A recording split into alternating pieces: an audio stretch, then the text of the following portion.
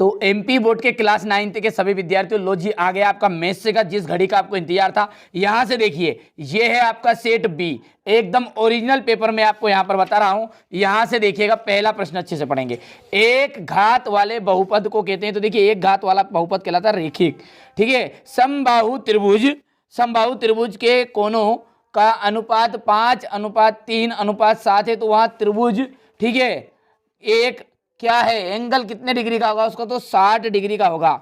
ठीक है, निम्न में से कौन सी परिमेय संख्या नहीं है। देखिए परिमेय किसने कहते हैं, जो करनी से बाहर निकल जाती, जो करनी के अंदर ही रहती ना, वो अपरिमेय। यहाँ पर 255 भी निकल जाएगा, 49 भी, लेकिन 23 नहीं निकल पाएगा, इसलिए ये आपकी परिमेय नहीं है, यानी कि अपरिमेय। मूल बिंदु के निर्देशांक हर एक बच्चा जानता है 0,0 है। ठीक है, समकोण त्रिभुज की सबसे लंबी भुजा जो है वो कर्ण होती है।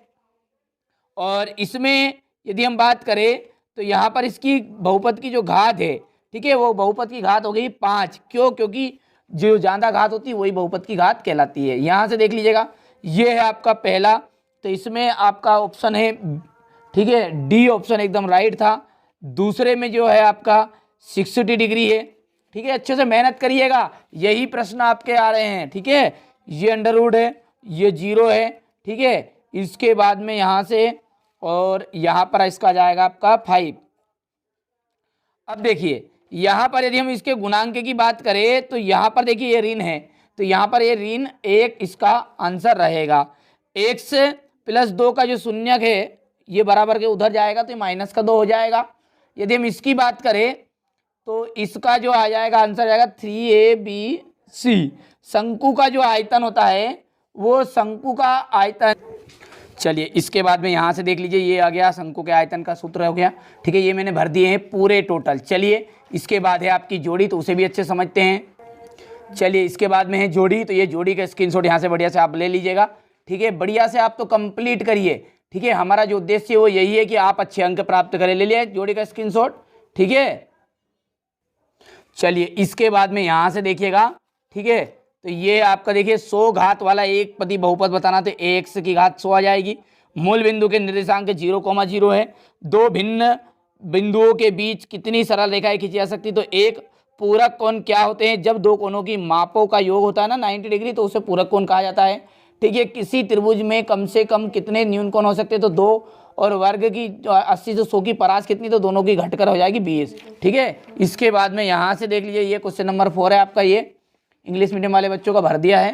पूरा कंप्लीट सॉल्यूशन मैं आपको दे रहा हूँ कम से कम समय के लिए। ठीक है, यहाँ से सत्य देख लीजिए, पढ़ लीजिएगा आप, जिसमें समझ में आ जाएगा पूरा। यहाँ से देखिए। ठीक है, चलिए इसके बाद में अगला देखते हैं। तो अगला है आपका ये क्वेश्चन नंबर 6, ये सवाल है यहाँ से। ठीक है, ये सबका सॉल्यूशन मिलेगा बहुत ही जल्दी, आपको घबराना नहीं है, जितने हो सकते हैं रट डालिए। बाकी ऐसी ट्रिक भी मैं बताऊंगा कि कोई सवाल यदि नहीं आता आपको, जैसे ये 2 नंबर का प्रश्न है और मैं ऐसी हिंट दूंगा, गलत करके आओगे तब भी 1 नंबर एग्जामिनर को हस्त देना पड़ेगा। यदि हर पेपर में यदि प्रश्न 4 नंबर का है और 2 नंबर फालतू के मिल रहे हैं तो आप पास वैसे ही हो जाओगे। ठीक है, तो वो बहुत ही जल्दी वीडियो आएगा। ठीक है, कि बिना पढ़े कैसे पास हो गणित में भी। चलिए इसके बाद में क्वेश्चन नंबर 10 है, ये क्वेश्चन नंबर 11। यहां से देखिए क्वेश्चन नंबर 12, स्क्रीनशॉट लेते चलिए। क्वेश्चन नंबर 13 है ये, यहां से देखिए क्वेश्चन नंबर 13 का था ये। क्वेश्चन नंबर 14, ये क्वेश्चन नंबर 15 है, ये यहां से देख लीजिए 16। ठीक है, चलिए क्वेश्चन नंबर 17 में देख लीजिएगा, शंकु वाला है, पृष्ठीय वक्र पृष्ठीय क्षेत्रफल ज्ञात करना है, एक आयतन है। ठीक है, यहाँ से क्वेश्चन नंबर 18 है, हो गया। क्वेश्चन नंबर 19, बढ़िया से मेहनत करिए आप, तो यही प्रश्न आपके आ रहे हैं। ठीक है, यहाँ से देख लीजिएगा, हो गया। क्वेश्चन नंबर 20, ये 20 का था। Question number 21। ठीक है, चलिए इसके बाद में यहाँ से इसका तो हो गया ये।